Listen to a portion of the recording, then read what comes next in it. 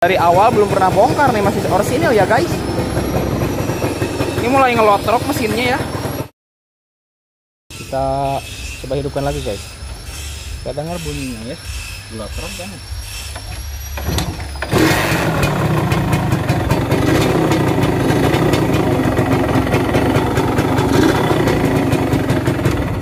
Parah sih guys.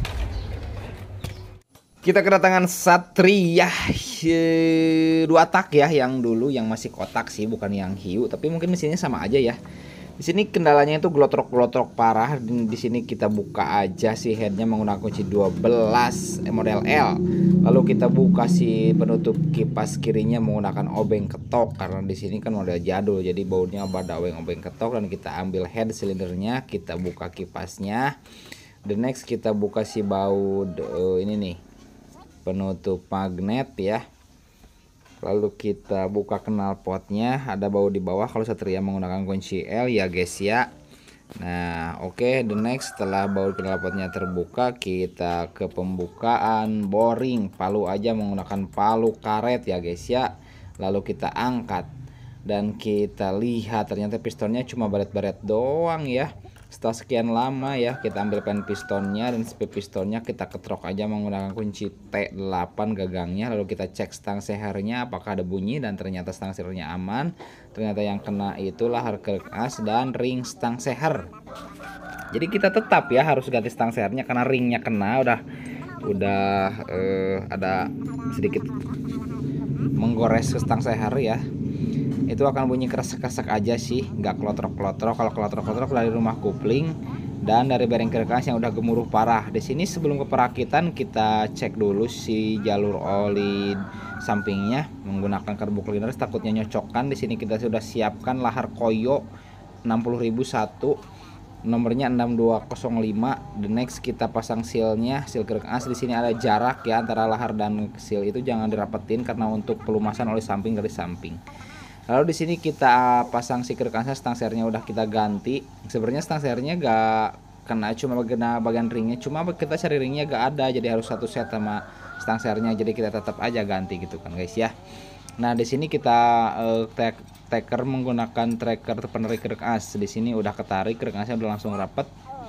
Jangan gedor-gedor ya guys, karena kalau gedor-gedor itu zaman purba. Sekarang zamannya udah berubah, jadi kita harus sepresisi mungkin saat merakit motor ya. Kalau dulu kan beda lagi zaman ya, sekarang zamannya udah berubah ya. Nah di sini kita pasang untuk centilan si netralnya. Di sini gigi rasionya gak saya acak-acak guys, karena gak ada masalah, jadi biar mempercepat pekerjaan juga. Jadi kita buka bloknya juga yang sebelah kiri aja, lalu kita pukul menggunakan palu karet, nanti dia menekan ke bawah. Jadi apa ya, karakter mesin Suzuki Satria itu beda dengan racking dan poswan ya. Kalau racking dan poswan kan bagian kuplingnya longgar. Kalau Suzuki itu dua-duanya padat, tapi gak terlalu padat juga gitu kan. Jadi kalau kita pukul dia bisa masuk, tapi lumayan agak lama gitu kan. Kalau penyeteran racking ngepas banget gitu kan, ada longgar. Kalau Satria itu enggak guys ya. Jadi dia itu kiri kanannya itu padat ya.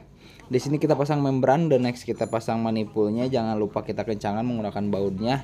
Ini bautnya juga gak saya lepas, jadi saya pisahin baut membran supaya langsung plak ke tempat semula ya.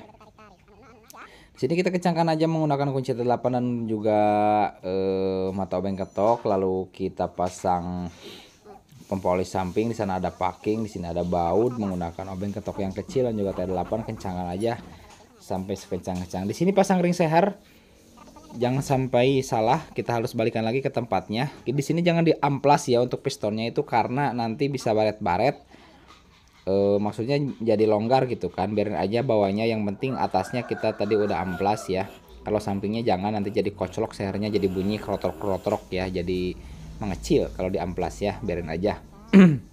Ada ring 2 yang tipis dan yang tebal kalau di bagian rumah kupling belakang rumah kupling, dan untuk bagian kerkas depan ada ring juga sama tebal. Itu untuk menjaga si ini nih, balancer, supaya tidak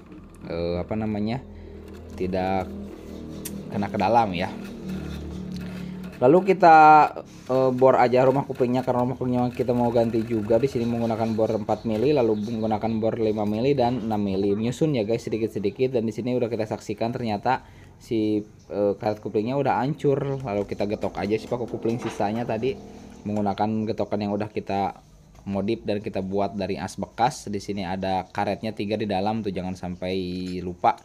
Nah, lalu the next kita pasang karet kuplingnya nih, udah kita pasang dan kita pasang penutupnya. Lalu setelah itu kita getok si si karet kuplingnya seperti ini menggunakan paku kelingnya, supaya si karet kuplingnya terjaga dengan sempurna dan kuplingnya tidak gelotrok-gelotrok lagi ya. Ini harus padat saat menggetoknya, santai aja. Lalu ada ring di sini di rumah kuplingnya, di belakang rumah fiber kupling. Lalu kita kencangkan menggunakan kunci 22 sok dan impact, kita tahan aja seperti ini. Lalu kita tahan juga di depannya dan kita kencangkan menggunakan kunci 22. Kalau untuk drat Suzuki itu kasar-kasar, beda dengan Yamaha yang halus ya, dan Honda. Lalu kita ke perakitan engkol, tadi ada ring tebal di dalam yang tipis, ring lebar dan tipis. Lalu ada per, lalu ada fibernya. Di sini kampas kuplingnya kita susun lagi. Ada penarikan kupling, ada per, ada apa ini namanya, ada bautnya ya 5 ya. Di sini kuplingnya gak bermasalah, jadi kita masih originalnya, kita gak ganti. Gak tahu ya guys, kalau Suzuki itu bener-bener awet, gak ngerti saya itu ya, bahannya mungkin beda dari motor yang lain ya. Ini beber kuplingnya bawaannya loh, belum pernah ganti, dan kuplingnya juga masih jengat-jengat tadi ya. Nah di sini kita ada packing, kita ganti aja karena packingnya udah robek. The next kita pasang blok kuplingnya, jangan dilem ya guys, kalau packing yang baru nggak akan bocor juga. Lalu di sini ada baut penoong oli untuk melihat oli apakah masih bagus atau tidak. Dan next kita pasang tutup ini yang tadi kita buka pertama nih. Nah ini fungsinya itu untuk